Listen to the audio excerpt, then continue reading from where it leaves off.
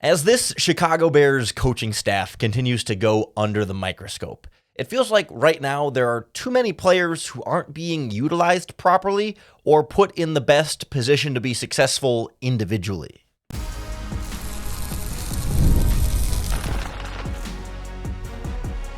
You are Locked On Bears, your daily Chicago Bears podcast.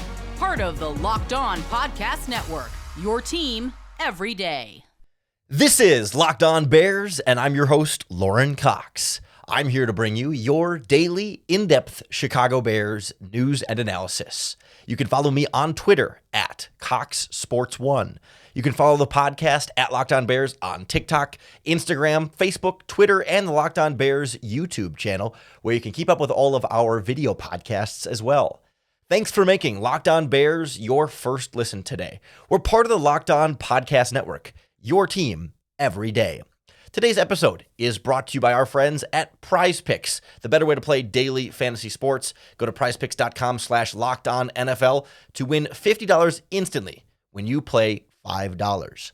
On the show today, we look at where Bears players maybe aren't being utilized fully to their best based on their skill set, and also just sort of as the season has gone on, where we've seen the Bears be late to figure out where players should be used or how players should be used and where they're still trying to figure that out. And then as we kind of go through this, it also raises some questions as we move forward on this defensive line. I want to talk about the injury to Andrew Billings, which at the time we're recording this, we don't know the severity of, which is usually a bad sign that good news is not yet to follow there. But that's a more important injury than it might seem like on paper. So I want to get to that in this conversation about utilizing players properly, because the defensive line is a part of this conversation. But I think where this started for me is a continuation of what we talked about yesterday about Keenan Allen. And we talked about him yesterday in the context of the trade deadline and whether or not the Bears would be better off, moving him, getting some draft compensation back because he's been underwhelming this season, and he's going to be a free agent and probably not going to be brought back at this stage of the process. And part of that conversation is about how the lack of production from Keenan Allen feels a little bit less like Keenan Allen's fault and a little bit more like Shane Waldron and to some extent Caleb Williams' fault, that I don't feel like Allen himself is struggling drastically individually, but that he's just perhaps not being utilized in the best way. And I kind of wanted to expand this out to the rest of the receiver room, because it feels like as a whole, Shane Waldron and this Bears offense have struggled to find the right mixture, right? Through this whole offseason, when you trade for Keenan Allen and you draft Rome Odunze and you sign Gerald Everett and you sign DeAndre Swift, all of a sudden it's like, wow, the Bears have so many weapons, they're not even going to know what to do with them. And as it turns out, maybe they actually don't know what to do with them. The thought, right, was okay, you can't screw this up because you've got 3 great wide receivers, a couple of quality tight ends, and a couple of pretty good running backs in the backfield as well. In theory, you'd think it almost doesn't matter what combination you put on the field. You're always going to have 5 really good skill players on the field around your quarterback, and you should be able to build a fairly productive offense with any mixture of those guys. And yet, in true Chicago Bears fashion, it feels like, boy, they got all this talent, and they still are figuring out how to use it now 9 weeks into the regular season. I think we can all have a little bit of patience for a game or 2, or maybe even 3, right? We'll give you a couple games to get the offense out there against real opponents in the regular season and kind of get a sense of, okay, you know what, maybe what we did in week 1 and week 2 wasn't what we should be doing for the rest of the year. But by the time we get to week 9, and I've had a bye week also to review things and kind of figure out what your offense should be looking like, there's no longer any excuse or benefit of the doubt or early season, excuse is really the word that comes back to there. And so with Keenan Allen, for example, we talked a little bit yesterday about how he's still averaging some pretty good numbers based on his individual stuff in terms of his separation stats are all doing well, and he's getting yards after the catch at a pretty similar rate. He's making contested catches at a pretty similar rate. But one of the big things that's different for Keenan Allen this season is that his average depth of target, basically when he's throwing the ball, how far downfield is he on average on any given play, is a career high so far this season. Keenan Allen, when they throw the ball to Keenan Allen, he is on average 11.2 yards past the line of scrimmage when he is receiving a target. That's higher than any other year in his career. I think early in his career, he had a season that was like 11.1, very close to this, but now he's 32 years old and in dealing with a heel injury earlier in the season that I can't imagine is just all of a sudden 100%, but at least he's good enough to play and not showing up on the injury report. I don't feel like having Keenan Allen work more and more downfield is the best use of him as a wide receiver. And if you look at some of the other Bears' average depth of target, like, okay, they've got something figured out when it comes to, like, Rome Odunze is the deepest on your average depth of target. As far as who the Bears are throwing to deep the most, it is Rome Odunze by a significant margin there. But I get bothered that Keenan Allen's average depth of target feels high because we thought the role for Keenan Allen here, when you trade for Keenan Allen, you already have DJ Moore and you add Rome Odunze. It's like, okay, Odunze can be the deep threat. They seem to have figured that part out a little bit. DJ Moore can also win vertically over the top and can kind of win all over the field. And Keenan Allen is supposed to be the sort of underneath, quick-hitting slot receiver, right? Work over the middle of the field, your drag routes, your slants, curls, quick ins, quick outs, like use that short area quickness and route running savvy where he can just set a cornerback up, make one move, and then the ball's got to be there, right? He's not a guy at 32 that you want him getting into foot races down the field and working deeper and deeper and deeper, but more so get that initial quick separation, get that timing working with the quarterback. That doesn't feel like the role Keenan Allen has been in this season. And I think it's a real problem that Keenan Allen's average depth of target is higher than, say, DJ Moore's average depth of target. Like, if you're throwing downfield, who would you rather be deeper on a play, Keenan Allen or DJ Moore? I think we can all sit here today and say DJ Moore. And yet, on average, when the ball is being thrown to them, Keenan Allen is deeper than DJ Moore. And these are specifically on throws. The average depth of target specifically measures plays where they are the intended receiver on the play. So it's not all plays. It's only plays where the ball is coming to them, which, brings the quarterback into the conversation a little bit here, but it's still a good measurement of generally how a receiver is being used. DJ Moore's average depth of target is down to 9.8, which is not short, but it is one of the shortest of his career. It's the second shortest of his career, to be clear, and it's been, I think, 6 years since he's had an average depth of target this short. They throw a lot of those little quick screen passes to him from the wide receiver spot that brings the average depth of target down quite a bit for him. They still throw deep to DJ Moore sometimes. We've seen that, but it just, again, feels like not necessarily utilizing Moore correctly either here, that you're not getting the most out of his skill set. Cole Kmet's average depth of target is about 7.6 yards. I guess that's fine. That's about average where he's been in his career. He's going to work some underneath stuff and some deep stuff as well. But, your number 2 tight end, Gerald Everett, has a career low 2.1 average depth of target. He's just taking checkdowns at this point. And we've seen him be a guy that can be somewhat of a vertical threat from the tight end position. He can be a more dynamic receiver than what the Bears have used him for. So it just feels like Keenan Allen is going too deep and not doing enough underneath stuff. DJ Moore is doing too much underneath stuff and not going deep enough or not being targeted deep enough. And Gerald Everett, there's more they could potentially get out of him as a receiver, even if he still struggles as a blocker and some other things there.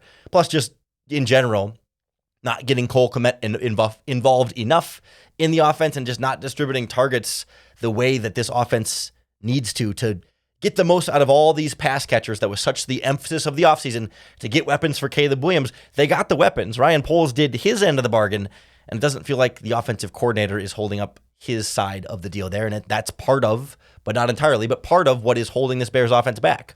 Obviously, the offensive line struggles play a factor in how the quarterback can get the ball to those guys, and it's not 100% Shane Waldron's fault there, but as he kind of goes under the microscope here, there's a lot of pressure on him. And it feels like a theme across this coaching staff of, like, not just Waldron and the wide receivers, but other spots on offense and defense, where it just feels like the coaching staff is misevaluating players or late to evaluate players properly and just not getting guys in the best positions to be successful. So I want to take a look at that a little bit in the context of the offensive line, as well as a few spots on defense next on Locked On Bears.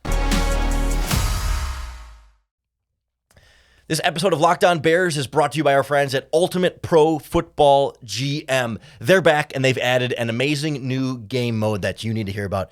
This game that has you step into the shoes of a football franchise general manager and lead it to glory now has a new head coach career mode. So on top of getting to build your dynasty by drafting players and signing free agents and hiring the coaching staff, now you also get to call offensive plays during games as well. So if you think you can do a better job than Shane Waldron, you could try it out in the Ultimate Pro Football GM game. If you already have it installed, be sure to do an update so you can try out the new mode. And if you don't have it yet, download it now. It's a must-have for all football fans. Ultimate Pro Football GM is completely free, has no ads, and is 100% playable offline. So you can play on the go as you want and when you want. And here's a special offer for Locked On Bears listeners. You can use our promo code LOCKEDONNFL in all caps inside the game store to receive a free boost to your franchise. Make sure to get it, as this perk will jumpstart your play and give you the advantage you want in creating a dynasty. To download the game, just visit ultimate-gm.com or look it up on the App Store. Ultimate Pro Football GM. Start your dynasty today.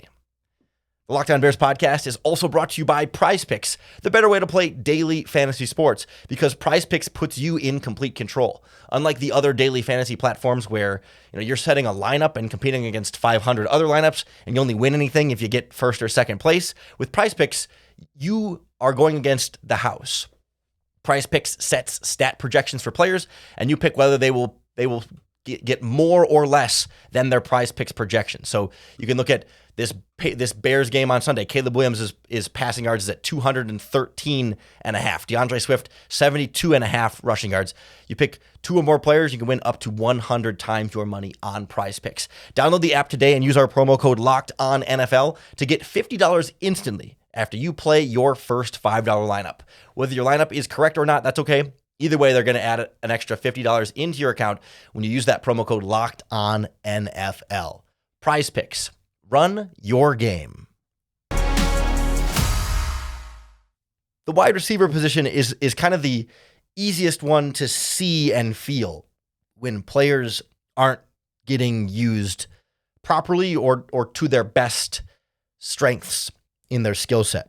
But I think there's a couple other spots on this roster that when we look back at this past game against the Cardinals or over the course of the season as a whole, you can feel the maybe just mismanagement that maybe individually any one of these is not that big of a deal.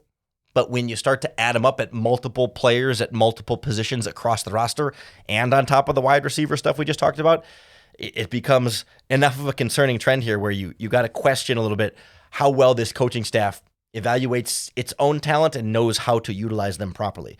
Like, I think back to how the offensive lineup has played out here, where certainly, they couldn't predict the Ryan Bates injury and having this kind of length to it. I know initially he was kind of starting at center and they go to Coleman Shelton. I don't blame them so much for that. But the right guard spot, for example, how long did we spend pretending Nate Davis was the best option there? The Bears kept telling us, okay, when healthy, we're going to have the best five out there, and that includes Nate Davis for weeks and weeks and weeks. Even when he was injured, it was still like, well, when Nate Davis comes back, it's still his job to lose. He started regular season games with Nate Davis in there. Then he gets hurt, and Matt Pryor comes in, and lo and behold, Matt Pryor is a better right guard right now than Nate Davis. Not a great right guard, but a better right guard option for the Chicago Bears than Nate Davis.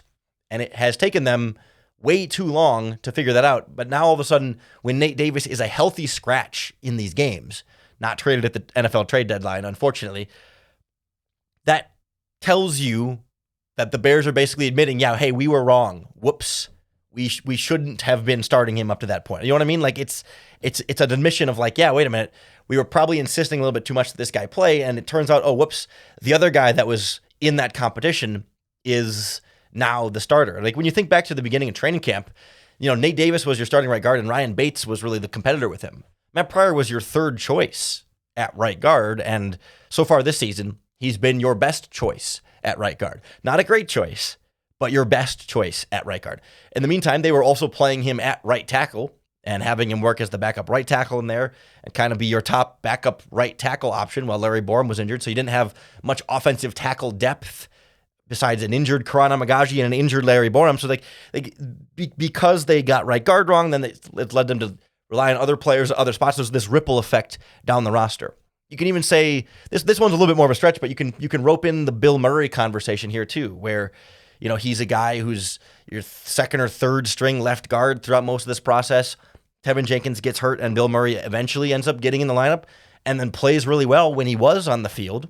Doesn't mean he's some diamond in the rough that's going to be a great player long term, but still, like, it's another example of guy who the team never played, so we assumed he wasn't any good, and then when he finally took the field, turns out he was way better than we thought he would, and therefore probably better than the team thought he would be, because they just weren't figuring out who the best players on their roster would be. Or another big one I come back to here is the fullback position. Kari Blasingame, right? He was a starter throughout training camp, preseason, first 5 or 6 weeks of the season. He's a guy they're rostering, they're paying, they're playing every single week. He's active on game day. And then all of a sudden, Travis Homer and Larry Borum come off injured reserve, and they go, actually, never mind. We don't need a fullback. Whoops, sorry, don't worry about that. We don't need that anymore. Sorry, we can just put Doug Kramer back there. And it's like, well, wait a minute. If you want to have a fullback, Kari Blasingame is a fine fullback, and like if you want that to be part of your offense, go for it. But if you can just all willy-nilly 5 or 6 weeks or 7 weeks in the season, whenever that was, just say, you know what, never mind. We don't need a fullback. What was he doing here? Whoops, we'll get him out of here and put somebody else here. Like, wait a minute. Was Kari Blasingame important enough to this offense to be like a starter and play snaps on offense every single week and take somebody else's roster spot? Or is he somebody that you cut to replace with a backup running back or a backup offensive lineman somewhere else? Like, how is he important to the team or not? Because the cut message really sent it clear, like, no, never mind, he wasn't that important. And yet, could you have been using that roster spot all along for more depth on the offensive line when you had to put Doug Kramer and Karana Magaji in on the left side against the Commanders, right? Or, any other spot you've had injuries and getting to the bottom of the barrel here, like Blasingame has been taking up a roster spot this whole time and playing on the field, and all of a sudden, nope, never mind. Guess we didn't need him after all. Like, it just doesn't feel like there's a lot of rhyme or reason to the evaluation here when someone can go from starter to cut for no reason. And flip the conversation on defense to go from healthy scratch to starter. Dominique Robinson this past week against the Arizona Cardinals starts in place of Montez Sweat after having been a healthy scratch for the majority of the season. Like, he had not really played much at all year. They had deemed him, you know what, you're not as good as 4 or 5 other guys on our depth chart. If you look at Dominique Robinson's snaps by week, he did not play a single snap on defense until this Arizona Cardinals game. And he hadn't played on special teams at all either. His first snaps of the season were against the Cardinals on Sunday when he took over as a starter in place of Montez Sweat. The guy goes from not good enough to play on your team to all of a sudden starter. He goes from, third string on your defensive line. It was Sweat and Walker, and then Booker and Darrell Taylor, and then Daniel Hardy was kind of your 5th defensive end. So Dominique Robinson was your 6th defensive end for most of the season as a healthy scratch. And he goes from 6th to number 2 with Montez Sweat, jumps over Austin Booker, jumps over Darrell Taylor, jumps over Daniel Hardy, jumps over Jacob Martin all of a sudden. Just all of a sudden good enough to start after having not played at all the rest of the year. I don't understand the rhyme or reason here, right? Like, the depth chart doesn't follow a consistent order where somebody gets hurt, you just move everybody else up a slot. No, Dominique Robinson jumps to the front of the line. Same thing at cornerback with undrafted rookie free agent Reddy Stewart. Called up from the practice squad, starter at slot cornerback. First snaps of all season. Like, Josh Blackwell had been the replacement for Kyler Gordon. Blackwell had been played, was not injured, or at least was not injured enough to miss the game. And yet they said, let's try the undrafted rookie free agent off the practice squad. Oh, yeah, he hasn't been good enough to play for us all year, but we'll put him as a starting slot cornerback for this game. Like, it just, and like, maybe he is the better option, and maybe Dominique Robinson is also the better option, but how did it take you 9 weeks to figure that out? Either way, it's bad. Either you had this good player and you didn't realize it until 9 weeks into the season, or you've had this bad player and now you're skipping him ahead of a bunch of other people on the depth chart just to get him out there for some reason. Like, there's just it just doesn't make a lot of sense to me, and it's frustrating, and it feels like a coaching staff that's not understanding properly the players that it has. Whether they're thinking a bad player is good or a good player is bad, it doesn't matter. The fact is that they're getting it wrong in either direction, and kind of in some cases both directions, and that may be even more concerning here. So that's where I just feel like it's too much of a pattern here of the coaching staff getting it wrong in evaluating guys. And that's where I start to get concerned about Andrew Billings' injury at the nose tackle spot, because he's having a great season for this defensive line. And We don't know the full extent yet, but I'm concerned that it's going to be something serious, and I'm concerned how the Bears are going to fill that hole. So I want to look at kind of the future of the Bears defensive line with the injuries, with Montez Sweat's in this conversation as well, and how this applies going forward against the Patriots and maybe the weeks to follow next on Locked On Bears. This episode of Locked On Bears is brought to you by FanDuel Sportsbook. Get ready to tackle all of the NFL action with America's #1 sportsbook. Because right now, new customers can bet $5 and get $150 in bonus bets if you win. The FanDuel Sportsbook app gives you everything you need to place live bets on the NFL as well, all in one place. So if you get a hunch in the middle of the game, you can check out the latest stats, view live play-by-play, and so much more on the same page where you place your bets. All it takes is a winning $5 bet. So you can put $5 on Bears Patriots. The Bears are 6.5-point favorites right now on FanDuel. The money line is actually moving towards the Patriots a little bit. It's Bears minus 275, and the over-under is set at 38.5 points. A winning $5 bet on any of those or any other sports bet on FanDuel, and you're going to get $150 in bonus bets. Just visit FanDuel.com to join today. Never waste a hunch and make every moment more with FanDuel, an official sportsbook partner of the NFL. If the Bears are having trouble consistently evaluating their own talent and figuring out how to use wide receivers properly, defensive linemen properly, defensive backs properly, offensive linemen properly, it's a little bit hard to then trust that when you have an injury like Andrew Billings at nose tackle, or the continued, we'll see how Montez Sweat's recovery goes over the next, few days and the rest of the week here. It's concerning then how they're going to respond properly when they do need to make changes. Like when you have players that you know are good and you can trust, okay, if they got the Montez Sweat thing figured out, right? When Montez Sweat's healthy, he's out there, he's making plays. You can't really mess that one up, right? Okay, you kind of let him out. I mean, I guess you could drop him back into coverage, but it's hard to mess up the Montez Sweat thing. Same thing with Andrew Billings, right? He's having a great season. He's been kind of quietly one of the best nose tackles in the NFL, right? That's not an exaggeration to say one of the best nose tackles in the NFL this season. He is not that far behind Dexter Lawrence of the New York Giants. He's not on that level. Don't get me wrong. I want to be clear here. I'm a big fan of Andrew Billings, and I think he's incredibly underrated. We don't have to also make him Dexter Lawrence just yet, but he's right there in that next tier, especially as a pass rusher. I mean, he's pass rushing like one of the better nose tackles in football right now. And of course, we know he's big and stout on the interior in the running game. He's been a consistent tackler for them. He occupies double teams. He's been kind of the MVP of this Bears defensive line this season, and certainly an unexpected MVP of the defensive line this season. But he left the game against the Arizona Cardinals and was ruled out for the rest of the game with a pectoral injury. And I am no doctor. I never pretend to be a doctor. I never claim to be a doctor. I never try to get too carried away with any kind of evaluations. I didn't really get a good look at the injury itself, but just having followed the NFL long enough, usually pec injuries, when they specify a pectoral injury, that usually isn't something minor. I mean, I don't know with Andrew, maybe it's just a light sprain or strain and he can be back sooner rather than later, but the Bears already had somebody go out for the season with a pec injury. I can't remember which player that was now that just kind of came to me as I'm talking to you live here.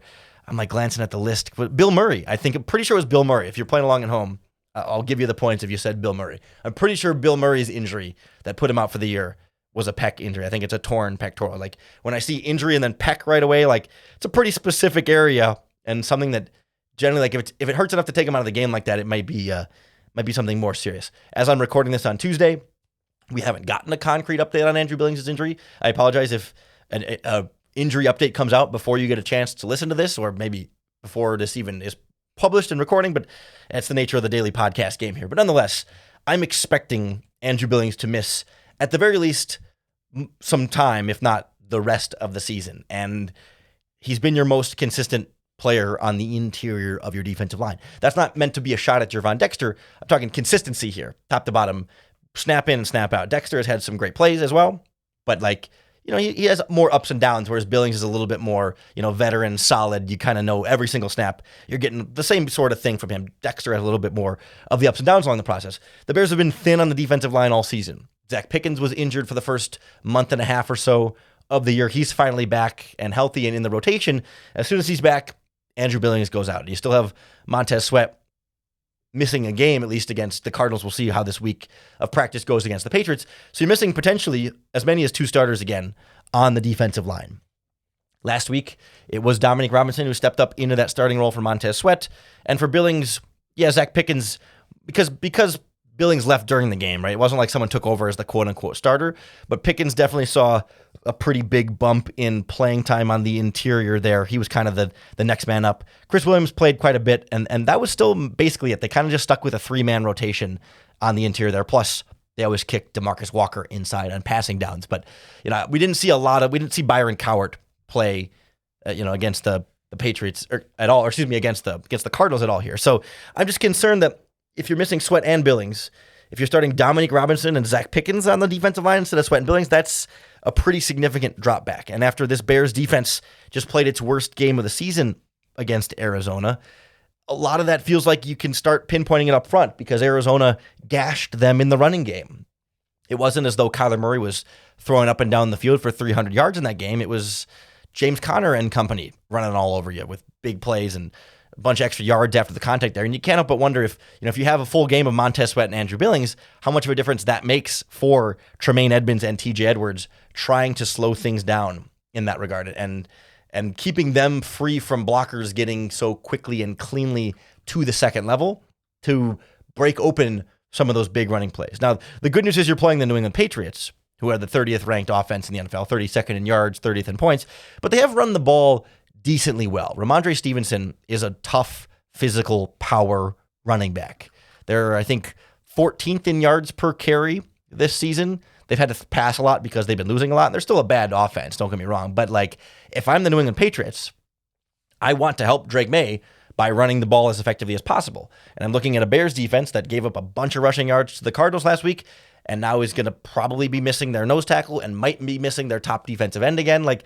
That's an area of concern. If I'm the Patriots and I'm trying to pull off the upset here, that's where I'm targeting first and foremost. Now, I don't think Billings and Sweat's injury alone is enough to blow it against the New England Patriots, but given the state of the Chicago Bears right now, I don't want to take those chances. And I don't love the defensive line depth options that they have, right? I don't think Chris Williams has been great as a backup in there. He's flashed a couple times, but hasn't been dominant. We just haven't seen Zach Pickens play much at all this season. He played a little bit against Houston pre-injury and then played against the Cardinals, and that's been it for him so far this season. He's played 29 snaps in 2 games.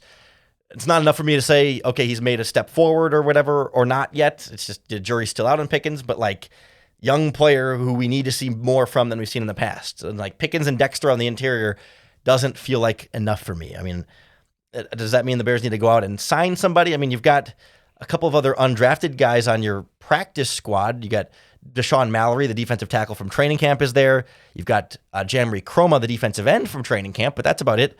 The Browns just cut Quentin Jefferson, who I think would be a pretty decent signing if the Bears wanted to go out and add him. We'll see what the next couple of days looks, but they might just say, you know what? We've got Cowart, you got Chris Williams, you got Zach Pickens, you got Javon Dexter. That's 4 defensive tackles.